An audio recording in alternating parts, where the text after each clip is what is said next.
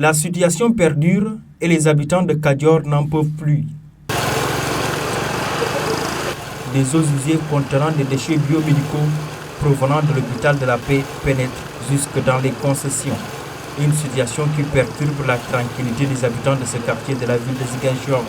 S'en désole cette femme. L'eau qui stagne là, vous avez vu la couleur déjà. Vous avez vu comment l'eau est épaisse.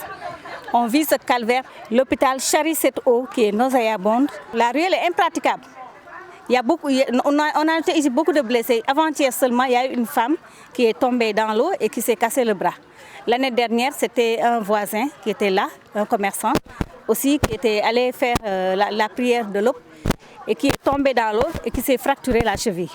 Vous avez vu, sans compter les maladies de la peau que nous notons ici avec nos enfants. Après moult interventions auprès de la direction de l'hôpital, la dame de révéler. Le directeur a dit qu'il avait payé une somme de 1,5 million, il faut le dire, à la mairie pour qu'il ait une autorisation, pour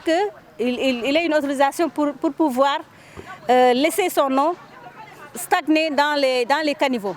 Et donc quand l'eau arrive au niveau des caniveaux, les caniveaux sont pleins parce que c'est des petits canaux. Et donc l'eau a envahi toutes les concessions, comme vous l'avez vu.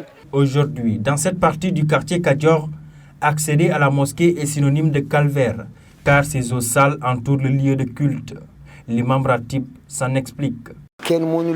À vrai dire, prier ici dans ces conditions, c'est quelque chose qui est très difficile.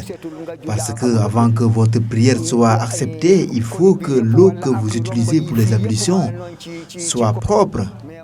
Il faut aussi que l'endroit de la prière soit également propre. Mais voyez l'environnement qui entoure la mosquée.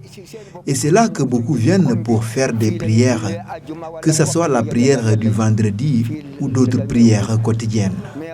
Ce que nous constatons ici est vraiment déplorable. Ces populations de Kadior sont exposées à toutes sortes de dangers qui émanent de ces eaux souillées. Leur souhait le plus ardent est de trouver dans les plus brefs délais la solution contre ce danger menaçant de façon permanente leur santé.